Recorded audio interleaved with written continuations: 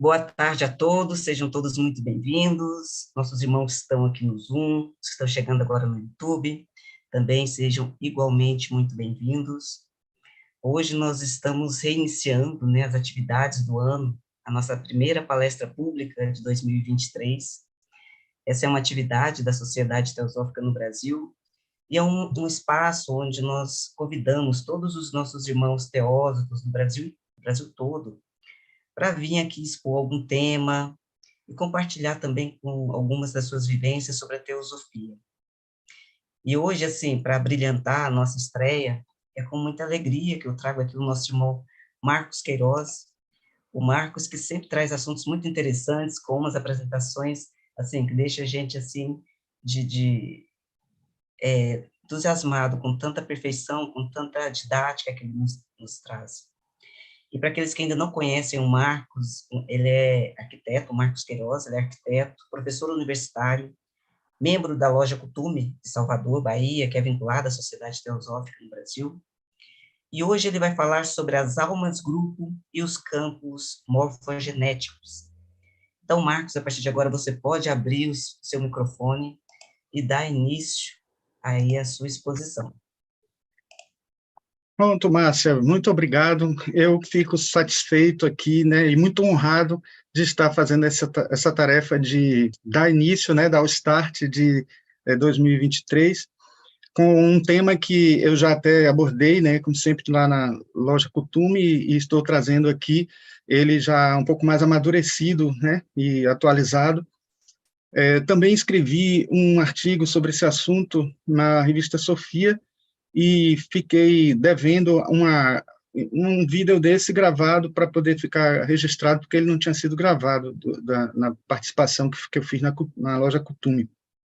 Eu quero começar mostrando aqui os principais livros que eu estou utilizando para servir de referência para vocês quando quiserem aprofundar mais o assunto, que é um assunto complexo, é um assunto assim super atraente, um assunto que motiva a gente a compreender as coisas que estão à nossa volta, principalmente a nossa relação com os minerais, com os vegetais e com os animais. Então, eu começo falando deste livro aqui, que é O Corpo Causal e o Ego, que vocês devem conhecer. Esse é um livro que tem uma sequência de livros de Arthur Powell, que traz várias coletâneas de textos de vários livros teosóficos, e ele traz de uma maneira didática essas informações. Então, é um livro que não é só para ler, é para estudar, Esse é um outro que é menos conhecido, que é O Espaço, o Tempo e o Eu, de E. Norman Pearson, que também tem bastante informação didática sobre as almas grupo, e um outro livro de teosofia, que é conhecido demais de vocês, que é um estudo sobre a consciência de Annie Besant. Da parte do assunto de campos morfogenéticos, eu trouxe só esse, apesar de eu ter todos os livros de Rupert Sheldrake que foram lançados em português, eu tenho, mas esse é um dos que eu vou utilizar mais, então, como eu estava vindo para um outro lugar, eu trouxe somente esse, que já não é nada fino. Os livros dele, em geral, são grossos, porque ele fala dos experimentos que ele fez em alguma área. E esse aqui é um experimento que ele fez, Cães sabem quando seus donos estão chegando, é o título desse livro, porque ele fez pesquisa justamente sobre essa antecipação, como ele chamou, comportamento antecipatório, que é de o cão conseguir antecipar a chegada do dono, bem antes dele aparecer, bem antes dele chegar perto da casa. Então, assim, dando essa introdução, eu vou aqui compartilhar com vocês alguns slides que são importantes para vocês tomarem conhecimento de informações que são bem didáticas e que exigem da gente uma certa compreensão a partir de imagens, a partir de ilustrações. Não sei se já está sendo compartilhado. Já, agora aí. Só está no modo apresentação, Marcos. Está no modo apresentação, é? Agora está, beleza. Mas está aparecendo tela cheia, não? Não.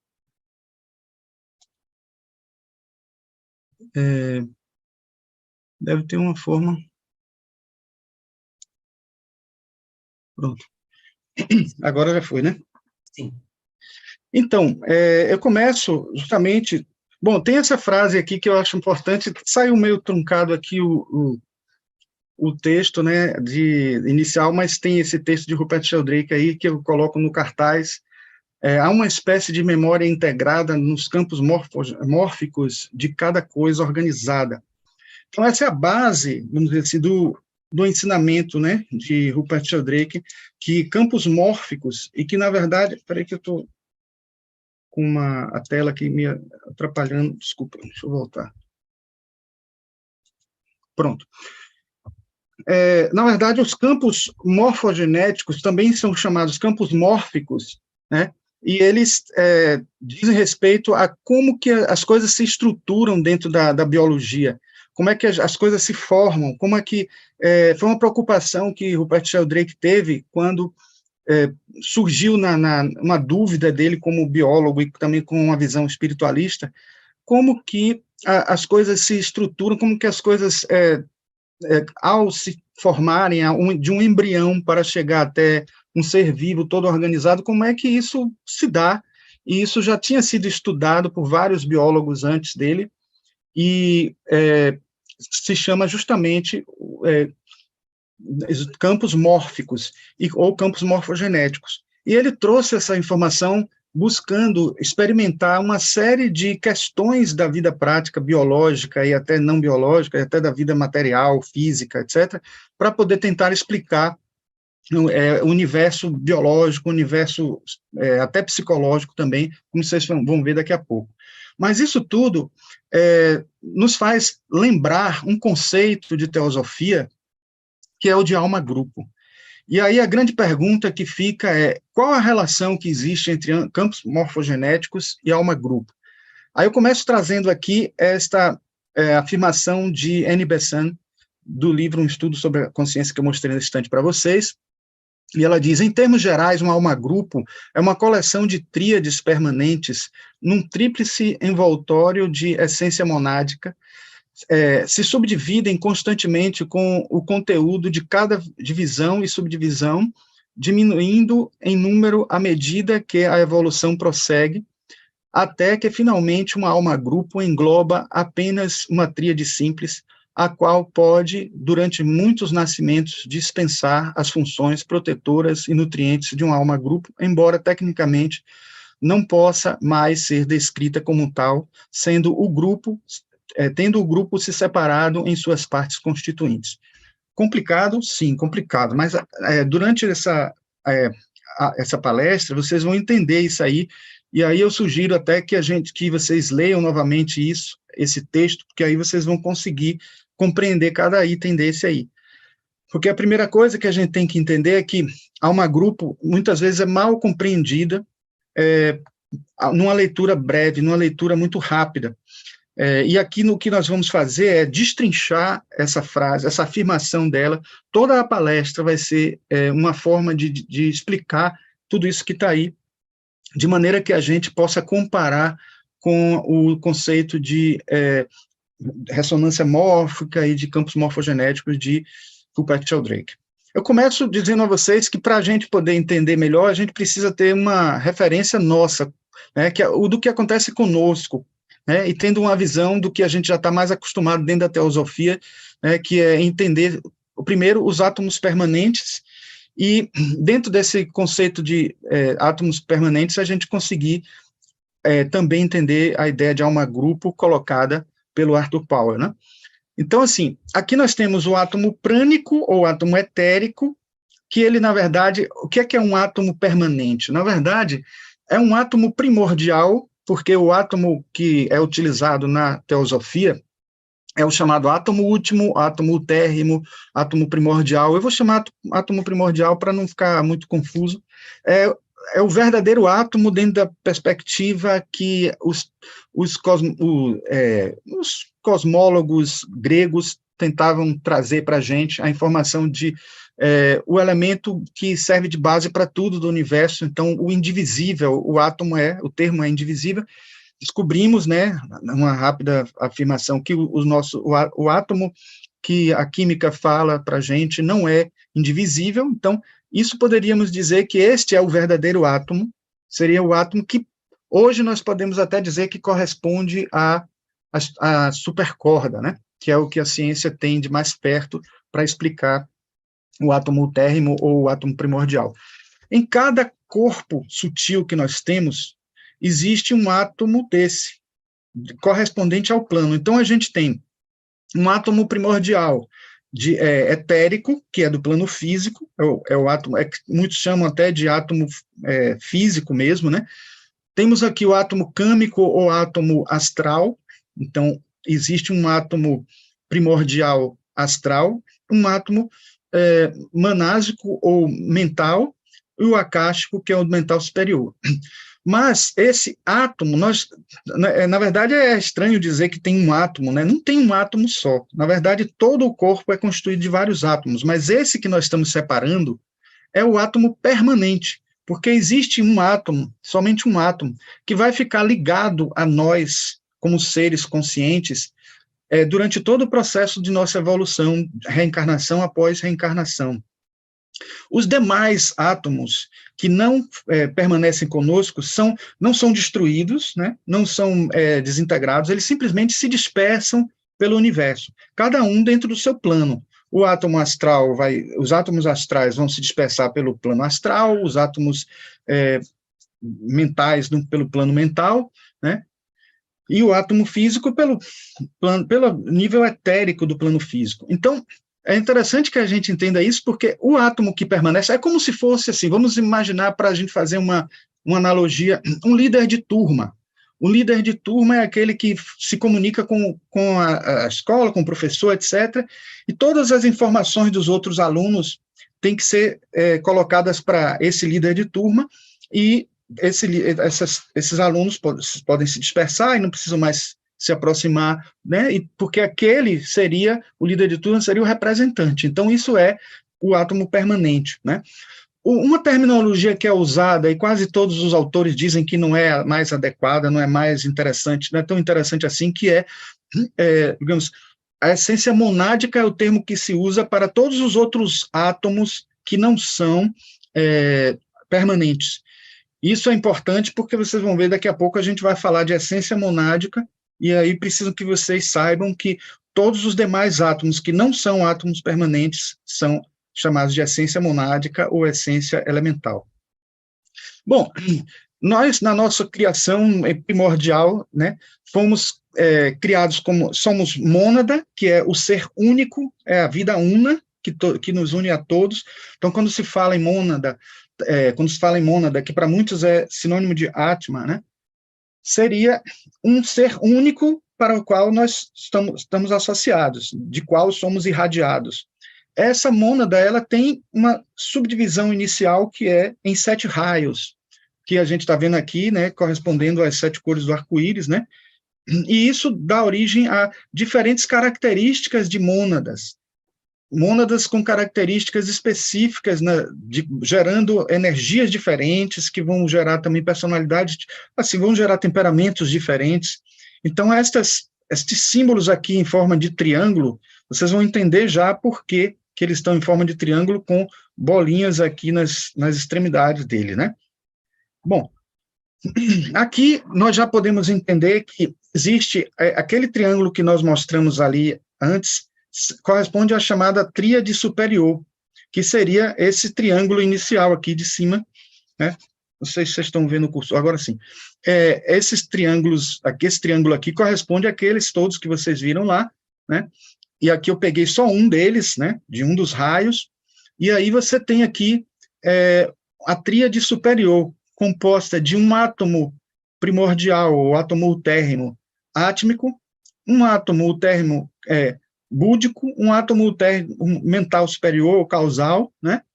E isso aqui, essa tríade, é conectada a outra tríade, que é chamada tríade inferior, que é formada também de átomos utérrimos ou primordiais mental inferior, ou mental propriamente, átomo primordial astral e átomo primordial físico. Eu até coloquei aqui a ilustração deles no lugar para vocês entenderem Toda vez que tiver essa bolinha aparecendo, estamos nos referindo ao átomo primordial, o átomo térreo, certo?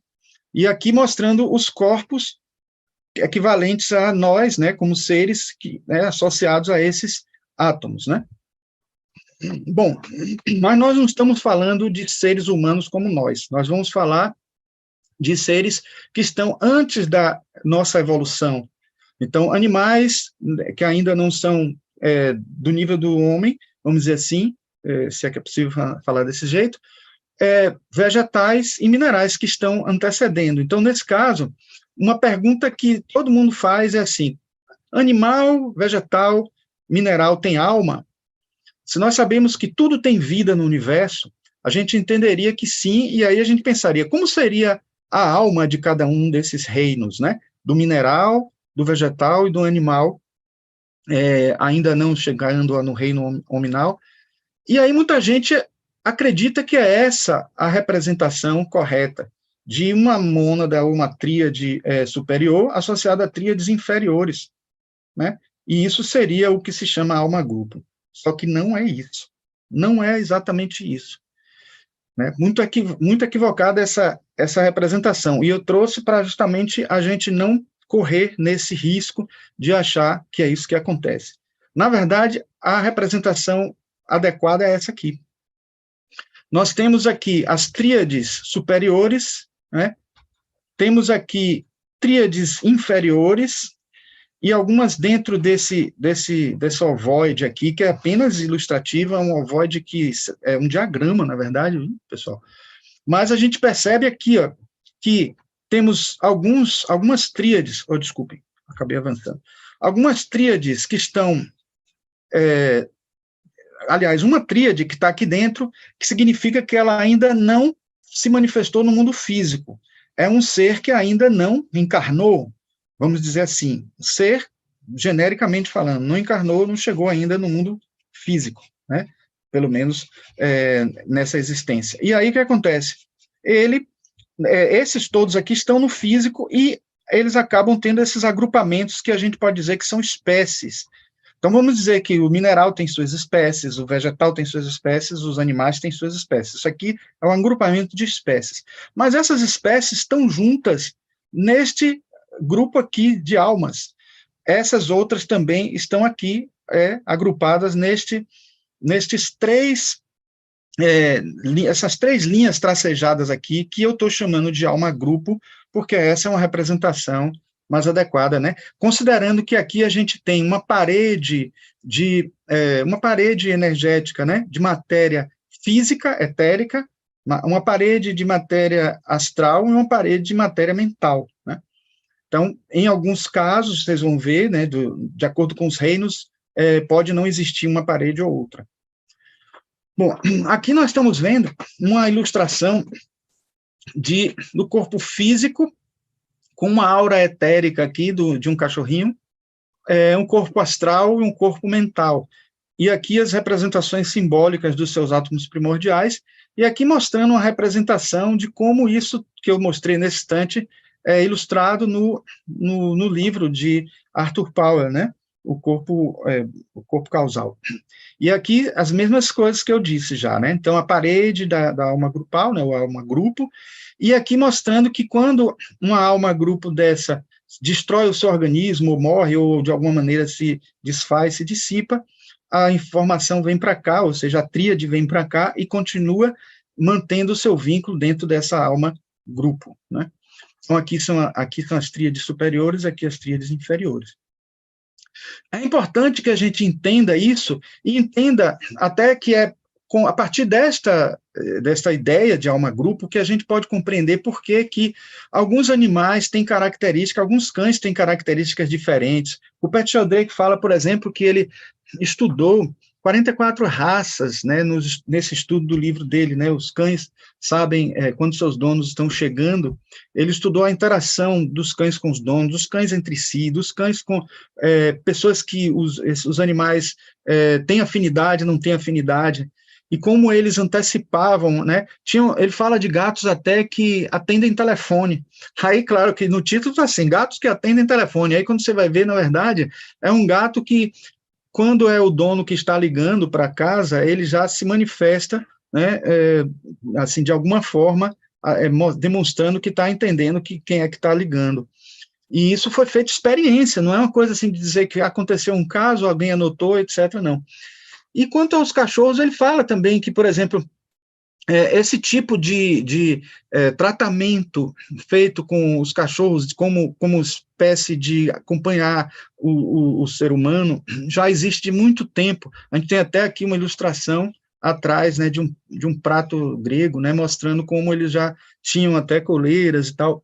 E isso significa que, ao longo de muito tempo, foi feito um trabalho, né, energético com os animais, ainda que inconsciente, para que alguns se tornassem mais dóceis para digamos assim, eu não gosto de falar utilização, né, mas para eles servirem como animais de estimação.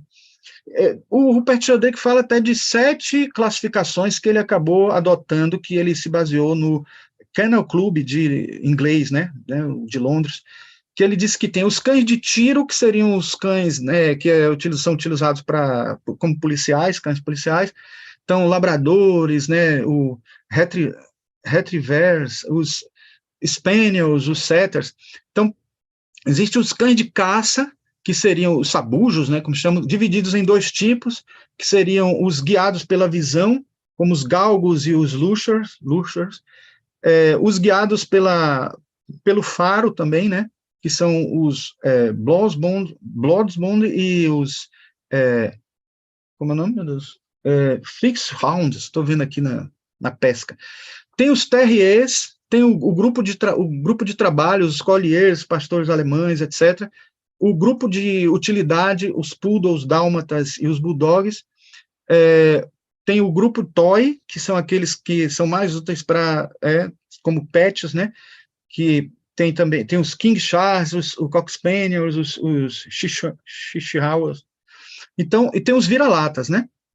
Bom, isso aí é importante a gente saber a existência dessas classificações todas, porque, por incrível que pareça, ele notou diferenças na atuação deles, na relação com os homens e com os animais com os outros animais entre si, de acordo com as atividades que eles foram treinados ao longo de muito tempo.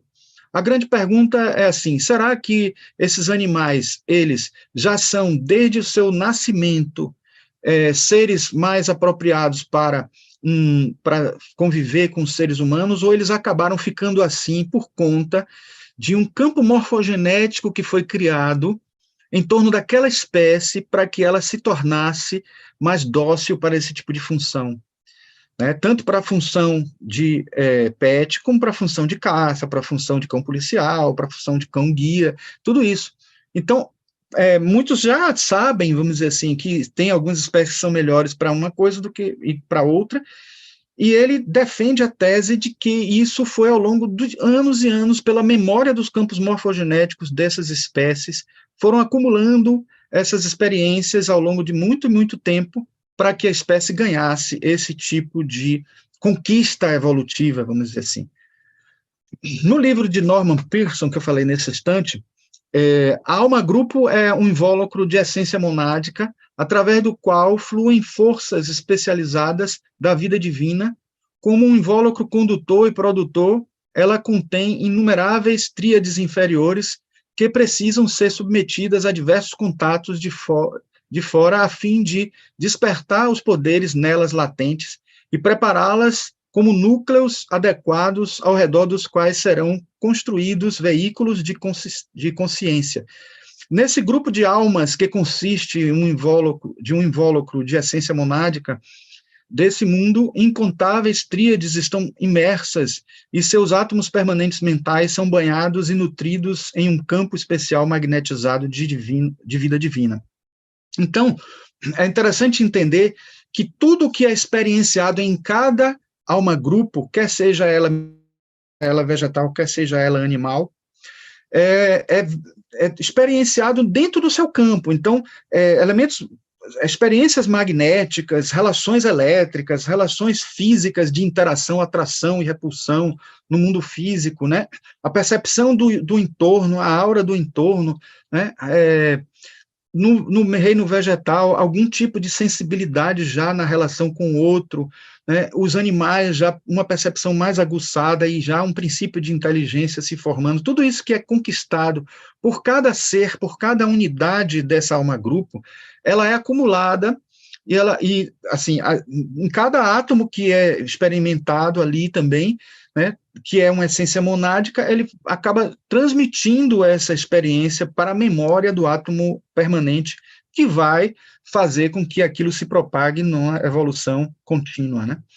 Falando dessa consciência em massa, que pode ser observada de tantas formas nos reinos pré-humanos, o professor Hardy, em setembro de 1949, sugeriu à Associação Britânica que a explicação do voo de pássaros em massa, atuando como uma unidade, poderia ser devido a possuírem mente coletiva, supôs que, desse modo, operações telepáticas poderiam ordenar o destino do bando e controlar as atividades em conjunto. Essa afirmativa está em harmonia com os ensinamentos que a sabedoria antiga oferece. E, uma vez mais, a explicação está fundada na organização dos mundos invisíveis, cuja existência pode ser comprovada por observações no invisível. Então, um grande exemplo é esse das aves migratórias, que o Rupert Sheldrake fala muito, se referindo a campos morfogenéticos. Aí a gente já começa a dizer assim, bom, então existe mais em comum entre campos morfogenéticos e almas-grupo do que a gente imagina. Vamos seguir adiante para a gente ver. Aqui, mais uma vez, a representação que a gente tinha nesse estante, e aqui uma analogia muito interessante, que a gente vê em vários livros sobre a alma-grupo. Só para a gente entender o mecanismo, se a gente pegar um balde de água e sair pegando partes dessa água em copos separados, né? E depois, cada copo desse, a gente pegar também, separar em outros copos menores, e a gente misturar algum tipo de tinta em um desses, né? Na verdade, se a gente colocar tinta em um copo, e no outro copo, tintas diferentes, e depois despejarmos de novo, e fizermos isso também com os copos maiores, no fim, quando for derramado de volta a água no balde todo, a gente vai ter a mistura das experiências de todos esses copos menores aí acontecendo no balde maior. Então, essa é, em essência, o princípio, né, o conceito da alma-grupo está aí, nessa questão, nessa analogia, que é excelente para poder a gente entender esse procedimento, né? E aqui, uma ilustração que dá para a gente perceber a alma-grupo, né, acontecendo no nível dos minerais, no nível dos vegetais, no nível dos animais.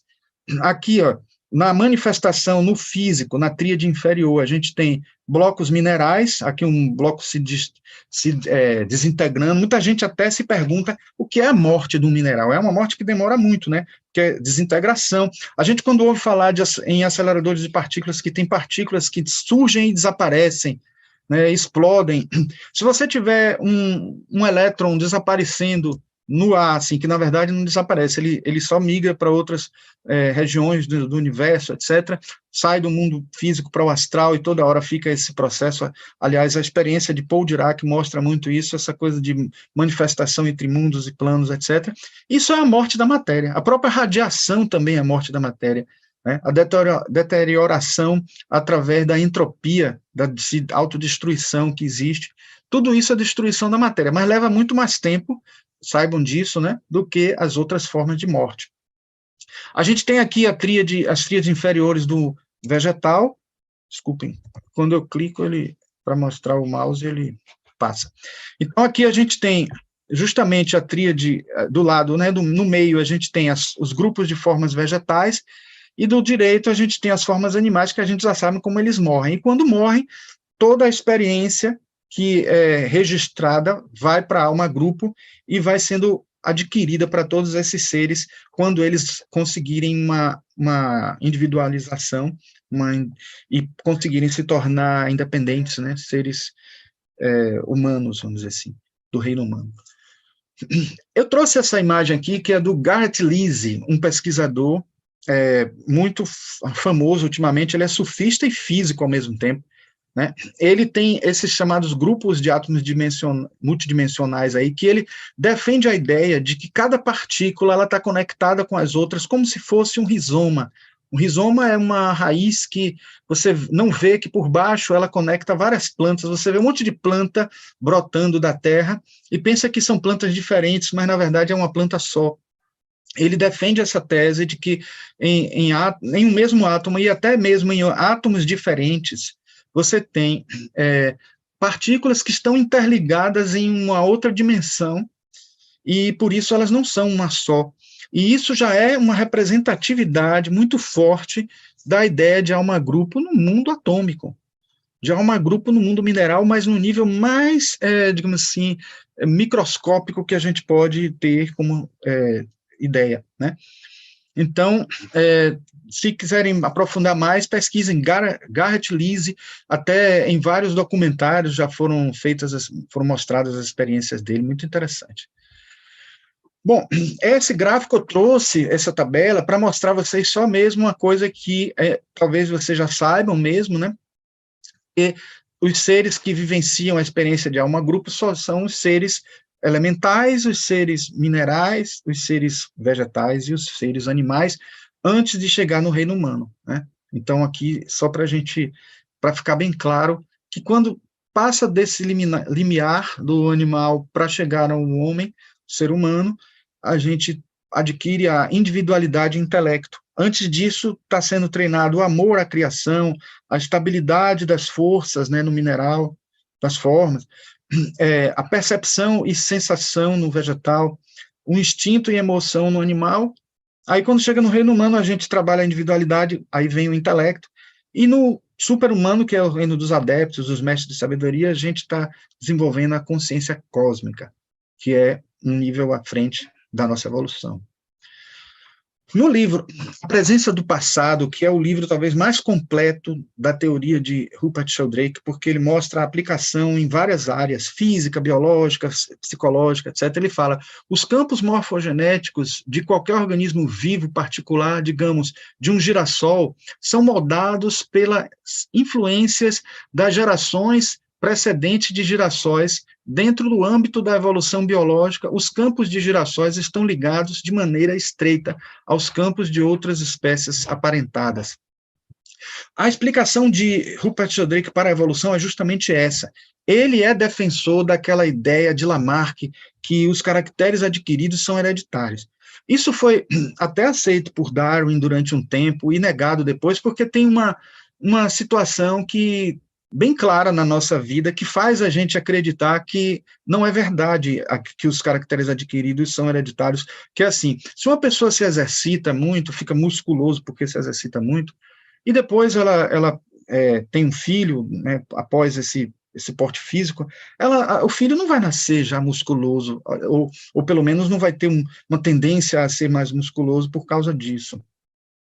E aí, isso já dá uma ideia para a gente que está errado essa filosofia. Só que é preciso que a gente entenda muito mais o que são os caracteres adquiridos dentro de uma visão da ideia de Rupert Sheldrake. Para ele, caracteres adquiridos são aqueles que uma grande massa da espécie adquiriu mesmo, adotou e conseguiu assimilar, né, um número X de pessoas, de porcentagem daquela espécie, quando ela consegue aprender determinada experiência física, fisiológica, biológica, mental, psicológica, etc., a espécie inteira adquire, no mínimo, uma facilidade para conquistar aquela mesma sabedoria, aquele mesmo ensinamento, aquele mesmo aprendizado.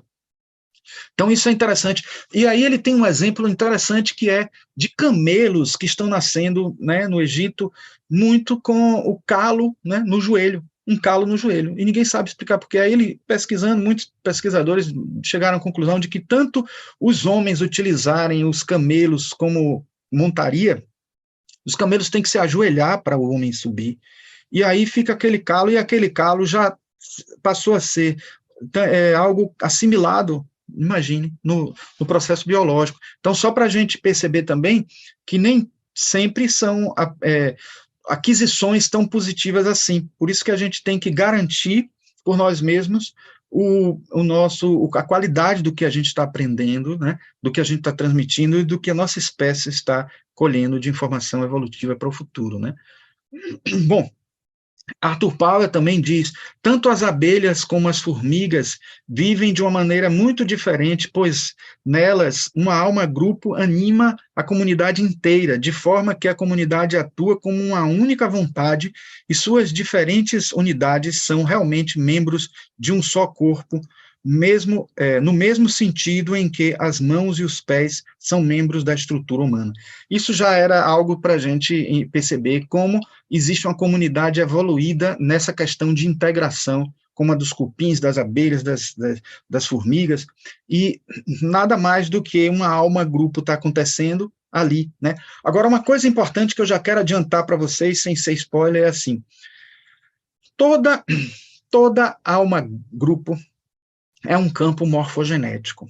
Toda alma-grupo é um tipo de campo morfogenético. Mas nem todo campo morfogenético é alma-grupo. Esse é o grande segredo, acho que é a grande informação que eu tenho que dar agora para que fique didático para vocês. Então, por isso que é importante a gente entender que nós não estamos mais vivenciando, como vocês já viram, que é só a espécie animal anterior a nós, que tem alma-grupo, mas nós temos ainda campos morfogenéticos que nos ligam, nos unem a outros seres, a outras pessoas e das mais diversas espécies, né? A família, né? Os amigos, os próximos, as pessoas que são fãs do mesmo ídolo, as pessoas que são de uma mesma religião, as pessoas que comungam de uma mesma filosofia e formam até grupos que defendem aquilo, enfim, formam campos mórficos ou campos morfogenéticos que nos unem, que nos ligam, que são a sintonia, a vibração. É o que Leadbeater fala nos seus livros, né? O Homem Visível e Invisível, e Formas de Pensamento, ele chama de vibração sintônica.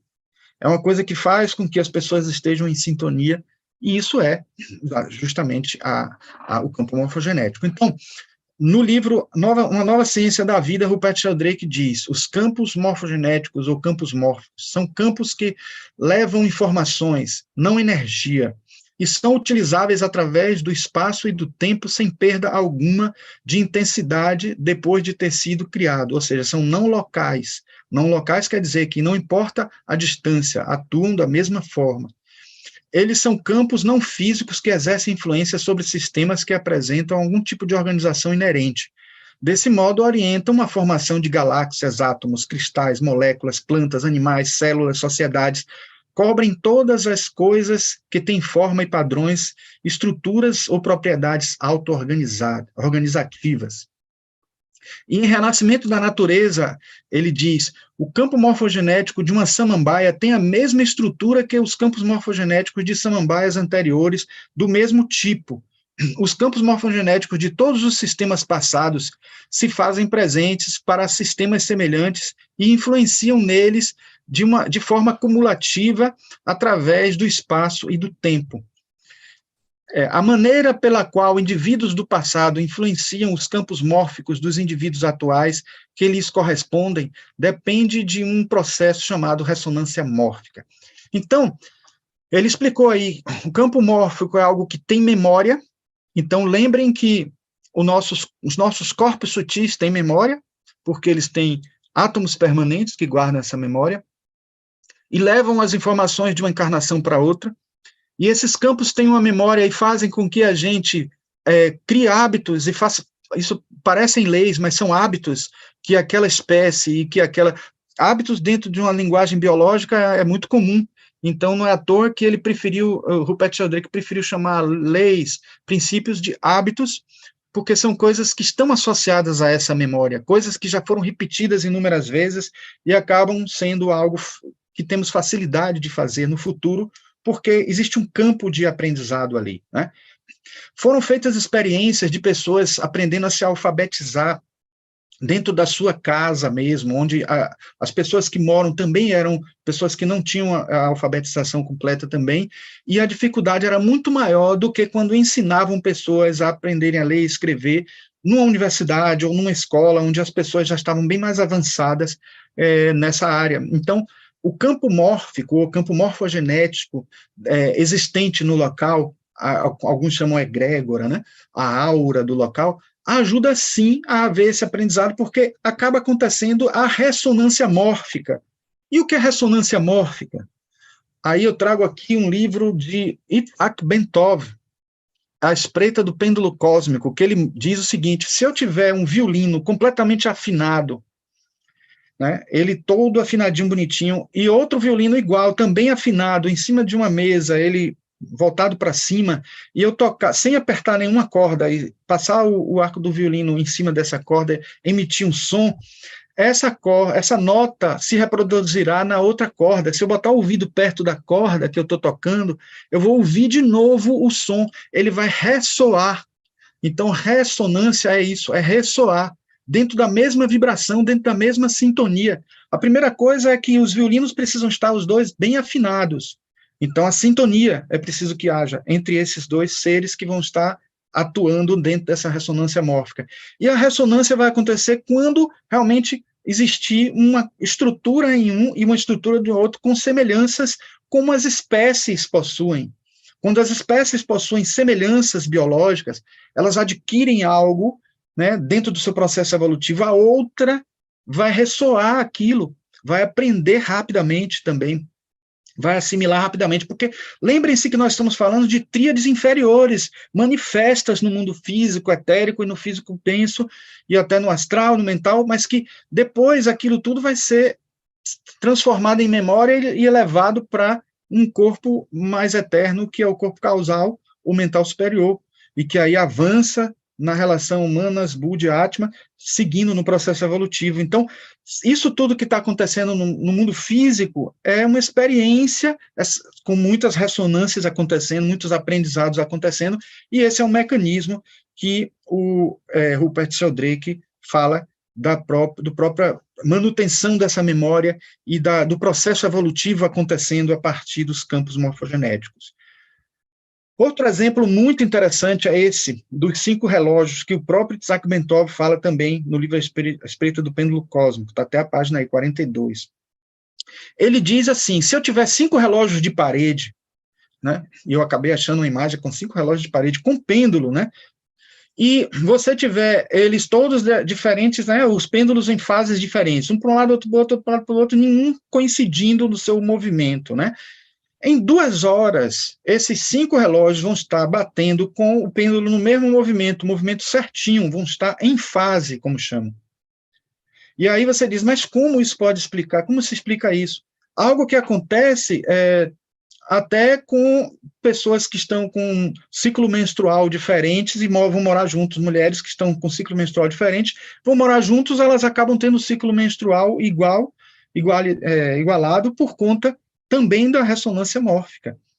Agora, uma explicação válida e até mais aceitável por muitos é que, por exemplo, a vibração de um relógio ela é transmitida através da parede, né? E quando 2 estão mais próximos, eles rapidamente entram em fase e levam os outros junto, por causa da força dos 2. E aí depois, outro, até que todos estão em fase. A experiência foi feita de tal maneira assim que quando você pega estão todos em fase, você tira um da fase, somente em 10 minutos ele volta à fase, porque a força dos outros 4, né, vai imprimir a condição para os outros também seguirem. Mas uma curiosidade interessante, que vocês devem estar vendo umas linhas, não, na verdade não estão, porque aí não tem nessa linha não, mas existe uma experiência em que foi feito os relógios pendurados em hastes diferentes, sem se conectarem, né? Cada vez mais tentando afastar a possibilidade da transmissão através de algum meio físico. E eles passaram a ter fase, demorava um pouco mais, mas passavam a ter fase também depois de um certo tempo. Então, existe a possibilidade do físico interferir para agilizar, mas também a ausência, é possível, a ausência de uma relação física, de uma interação física, pode fazer com que eles entrem em fase também. É o caso da própria interação do ciclo menstrual de mulheres morando juntas, né? Esse mesmo mecanismo foi o que fez com que ocorresse o fenômeno da ressonância mórfica, está até tendo um truncamento aí do texto, né, da ressonância mórfica e aprendizagem.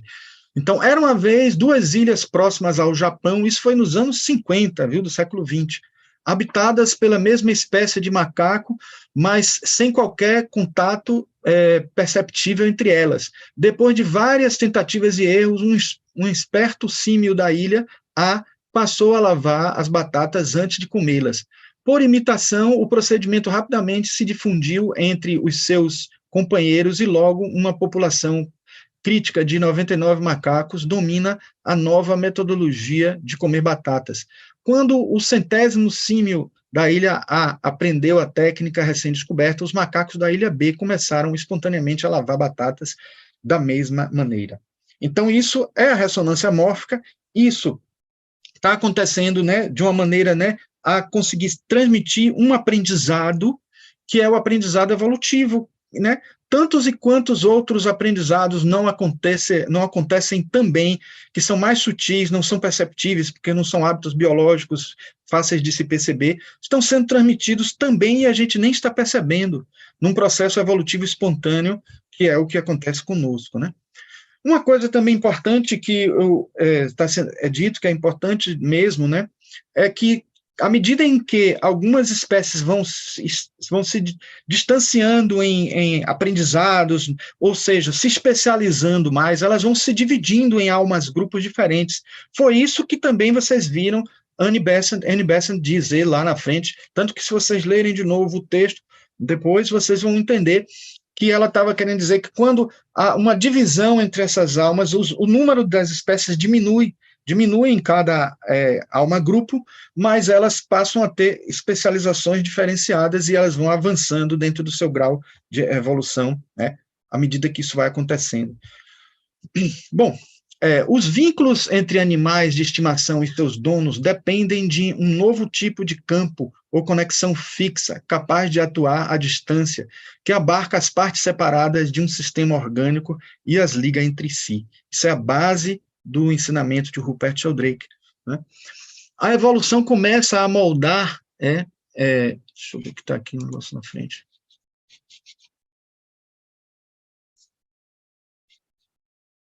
Tenho que tirar aqui que eu não estou conseguindo ler. A evolução começa a moldar as futuras humanidades dentro das escalas inferiores da vida, portanto, ao matar um animal ou mesmo um inseto, nós impedimos o progresso de uma entidade em direção à sua meta final na natureza, o homem. Então, veja, Helena Blavatsky aí dando a entender a gente que a gente atrasa o processo de crescimento dentro de uma alma-grupo, porque a gente está tirando a oportunidade de uma espécie de trazer contribuições, né, dentro do processo evolutivo daquela alma-grupo, contribuições para esse processo evolutivo. Então, acaba sendo um karma, sim, né, acontecer isso, né?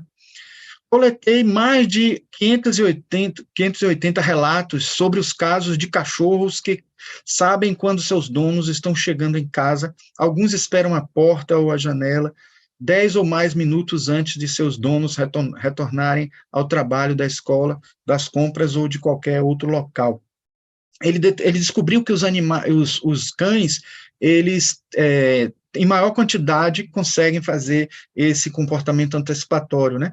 Outros não conseguem, aí ele diz que muitas vezes não estão muito interessados na relação com o ser humano que cria ele, outros realmente não estão interessados, como a gente, né, tem vontade ou não tem vontade de se ligar mais com uma pessoa ou não, eles também têm essas idiosincrasias pessoais.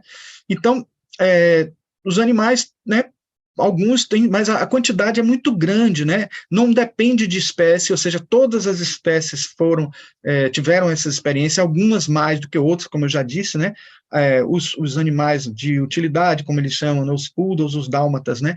Os animais de trabalho, os grupos de trabalho, os collies, os pastores alemães, etc., são os que mais mostraram acontecer isso, e também os toys, porque eles já eram acostumados a esse tipo de interação, né? Os pets, aqueles que são mais utilizados mesmo como animais de estimação, e até alguns deles utilizados como terapia hoje em dia, né? Então, quem lê o livro que eu já falei a vocês, esse, né, dos cães, sabem quando o seu dono estão chegando, vão ver muitas informações que vão enriquecer esses dados de Rupert Sheldrake aí, né?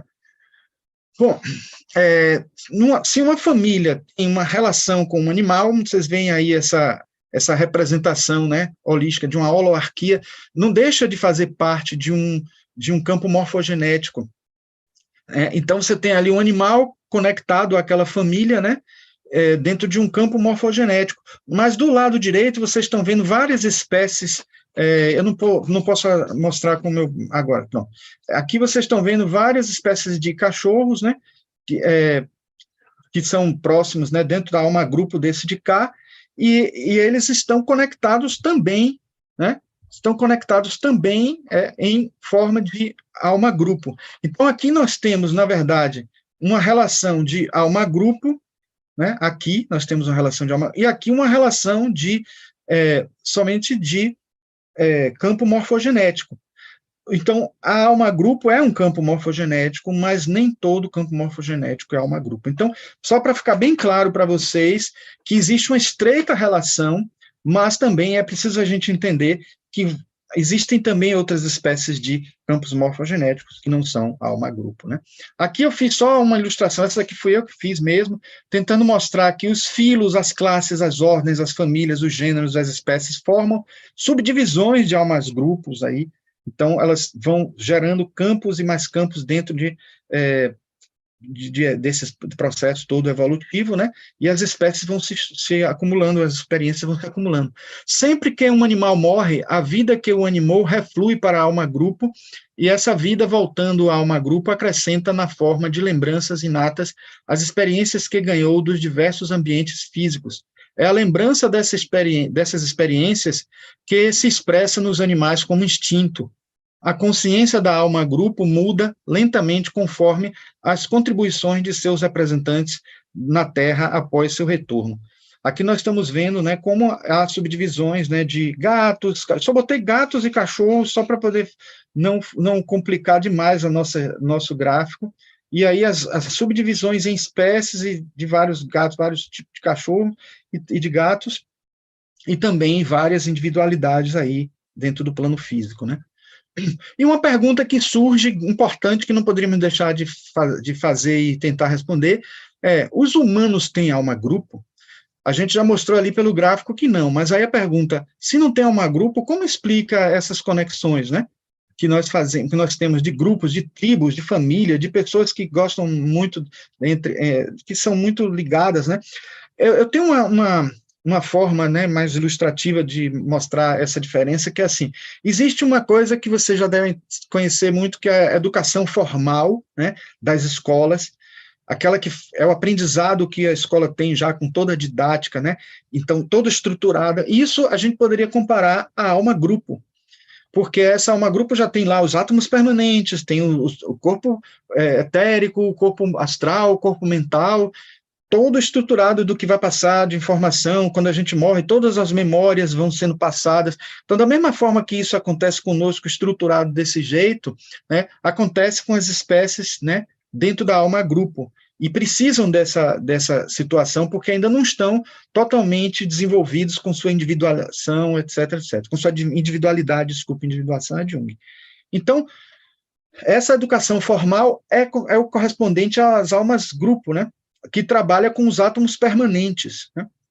Já a educação informal é aquela que a gente, fora da escola, aprende, às vezes a gente até aprende mais, viu? Estudando, lendo, vendo os grupos de rock que a gente gosta, ou vendo filmes, né, séries e tal, e a gente aprende ali, né, com séries, com filmes, essas coisas, com livros que a gente gosta de ler, livros, romances, etc.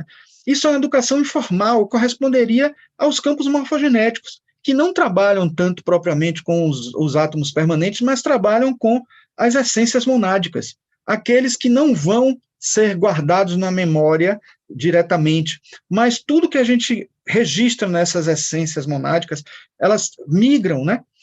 O Arthur Pala, no livro dele, fala assim, que existem até espécies vegetais e minerais que não têm átomos permanentes. Aí você pergunta assim, a experiência daquela espécie vai ser perdida para sempre? Não, porque a essência monádica, ela migra. Então, são átomos tão microscópicos, que são átomos primordiais, eles, se passar milhões, como estão passando milhões aqui na frente, né, da câmera, a gente não vê, não percebe, e passam de um corpo para outro, se transmite quando você, com um olhar, se transmite quando uma aura colide com a outra. Então, você, quando passa por um ser, por uma entidade que tem um átomo permanente, aquele átomo permanente adquire, ou as outras essências monádicas, elas absorvem aquela experiência e depois transmite para o átomo permanente. Então, é aprendido também. Então, existem espécies vegetais, eu que estudo paisagismo, que elas nascem, mas nunca chegam a ter flor. E flor é o órgão reprodutor da vegetação, né? Então, se não tem flor, não se reproduz. Então, tem várias espécies que são elos perdidos. Elas nascem e morrem sem se perpetuarem, né? Essa experiência vai ser perdida para sempre? Não, porque os átomos, que não são átomos permanentes, os outros átomos primordiais que circulam, guardam na memória aquela experiência, nada se perde, né? Vai tudo para uma caixa, de alguma forma, porque muitos consideram os átomos permanentes como uma terminologia de a caixa. Leadbeater depois começou a considerar somente os átomos permanentes mentais como uma caixa, mas dentro de uma filosofia mais ampliada, todos esses átomos de todos os planos são a caixa. Então, a conclusão é de que o campo morfogenético humano não é uma alma-grupo, é um grupo de almas, né? Mas é um grupo de almas que pode evoluir junto, sim. A troca de informações vai acontecer de acordo com a própria vontade que cada um tiver, porque se tem individualidade, tem a possibilidade de se juntar e aprender junto. Nós mesmos, quando aprendemos aqui na teosofia, não estamos aprendendo juntos, não estamos trocando experiências, não estamos aqui um trazendo para o outro uma novidade, uma coisa que possa ajudar nesse processo evolutivo. Então, isso é o grupo de almas que corresponde ao processo evolutivo humano, né? E ainda tem no livro Presença do Passado um diagrama que o Rupert Sheldrake trouxe de Marie-Louise von Franz, que ela disse que o Jung ele falava de inconsciente coletivo com mais detalhes com ela do que o que ele mostrava no livro. Então, isso aqui é um diagrama que ela fez em um livro que eu não achei até hoje, ele não foi publicado em português, mas nem em inglês eu consegui, mas ela mostra aí como existe o inconsciente coletivo subdividido em vários subsistemas, porque o inconsciente coletivo é mais complexo do que a gente pensa. Não é à toa que Stephen Hawking disse que a realidade é mais complexa do que a ficção. E aí a gente está vendo que parece muito a teoria dos campos morfogenéticos, e não foi à toa que Rupert Sheldrake trouxe essa ilustração, né?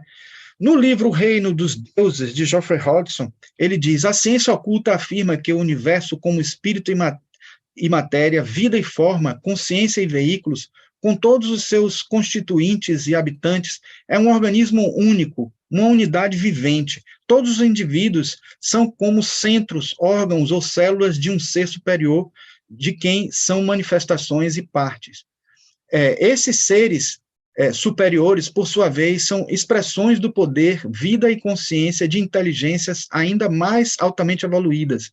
Este sistema hierárquico culmina em um todo ser uni-inclusivo, a soma e síntese de toda a criação, a suprema divindade. Olha só que maravilha. Este livro é fantástico, pessoal. Ele vai mostrar que todo esse processo, aliás, quero até fazer uma ressalva, foi eu que fiz a capa desse livro. Na verdade, todo esse processo de alma-grupo é gerenciado pela hierarquia angélica, é acompanhado pelos seres angelicais que vão ajudar nessa formação das paredes, nas triplas paredes, etc., que eu falei nesse instante, né, e fazer com que as informações sejam registradas corretamente. Então, tem todo um agrupamento holoárquico de seres, aí, hierárquico também, que ajuda no processo dessa transferência de informações. E eu encerro aqui com esse trecho da carta do chefe Seattle, escrita em 1985. Deveis ensinar a vossos filhos que o chão onde pisam simboliza as cinzas de nossos ancestrais. Para que eles respeitem a terra, ensinai a eles que ela é rica pela vida dos seres de todas as espécies. Ensinai a eles o que ensinamos aos nossos, que a terra é a nossa mãe. Quando o homem cospe sobre a terra, está cuspindo sobre si mesmo. Então, é importante a gente entender que a terra é um grande ser nesse processo evolutivo também, né? Difícil da gente conceber a ideia de um ser tão grandioso, tão imenso, tão incomensurável como é o da Terra. Imagine a gente entender também o sistema solar, a galáxia, tudo isso dentro de um processo evolutivo que começa no micro e vai em todo esse sistema, né, evolutivo aí, que é tudo gerenciado por um caminho holístico, né, de campos, dentro de campos, em toda essa nossa trajetória evolutiva. Certo? Bom, então agora vou parar de compartilhar aqui para que a gente possa ter algum tipo de interação, se ainda tiver tempo, porque estou vendo aqui que estamos quase 7 horas, né? Obrigada, Marcos. Não, você é sempre muito pontual. Não, eu gostei muito, achei muito interessante o tema. E aí eu queria até fazer um comentário para ver se você pode complementar, não temos nenhuma pergunta ainda.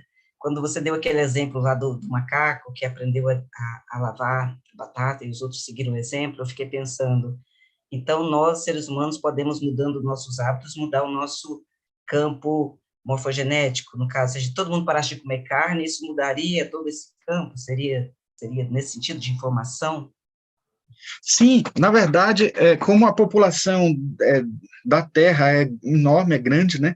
A gente está com um número muito grande de pessoas, a gente tem que ter uma porcentagem X, segundo alguns, bastava que a gente tivesse 1% da população, que já é um número grande, passando por uma transformação verdadeira, né? Uma transformação forte o suficiente para que isso pudesse gerar um campo morfogenético para que os outros também tenham facilidade para que essa mudança aconteça. Não quer dizer que vai ser mágico, né? Alcançou 1%, aí todo mundo imediatamente vai adquirir, não. Na verdade, vai ter facilidade para aprender, para conseguir, né? Por isso que, assim, alguns tipos de aprendizagem, porque existe o saber prático, o saber teórico, né? Então, por exemplo, andar de bicicleta, né? A gente sabe que é um saber que você aprende e não esquece nunca mais. Então, tem aprendizados que a gente aprende numa encarnação, na outra encarnação a gente vai aprender mais rápido, porque trouxe já aquele aprendizado de outro. A gente sabe sempre muito disso, né? Então, alguns desses aprendizados são conquistas, né? Conquistas humanas, né? Por exemplo, até a própria possibilidade de saber sorrir, de saber respirar, de saber tudo. Claro que se não souber respirar, não sobrevive, mas saber sorrir, quando mostra aos pais que está satisfeito com aquilo que eles fizeram, que é a primeira comunicação que a gente tem, né? Então, isso aí é um aprendizado que já foi conquistado ao longo de muito tempo. Então, são coisas que fáceis de aprender, porque são coisas necessárias, mas, por exemplo, a gente ainda não tem a consciência da necessidade de aprender a não comer carne, e não assimilou isso ainda. Quando a gente conseguir assimilar, vai ser bem mais fácil, bem mais rápido, e o processo vai ser mais dinâmico, né? Pessoal, se alguém ainda quiser fazer um comentário, ainda já temos tempo, tá bem? O pessoal está agradecendo aí, Marcos, no chat, no YouTube também, muitos agradecimentos. E eu queria lembrar também, pessoal, que o Marcos tem um canal no YouTube. Lá ele tem vários vídeos sobre diversos temas, astrologia, Jung, tarô. Eu mesmo sou seguidor assíduo, assisto lá, é muito bacana. Fica o convite para vocês visitarem o canal dele, é Marcos Queiroz o nome, né? Tem muita Isso. coisa interessante lá, vocês podem assistir e compartilhar. Deixa eu ver se tem mais alguma coisa. Se não tiver, Marcos, a gente já pode... Não tem, só agradecimentos. O pessoal gostou bastante da sua palestra, tá? Então, fica aqui o convite para o Marcos se tornar numa outra oportunidade, com mais um tema interessante desse. Lembrando, Está tudo pessoal... com um preparado. Não, tá A muito bom. ciência, a ciência dos sacramentos. Esse autor que você menciona, ele é teosofista? O Rupert Sheldrake, sim, mas ele não usa a linguagem. Inclusive, ele esteve teve agora teve naquela escola de verão internacional. Ele participou e tudo, Rupert Sheldrake.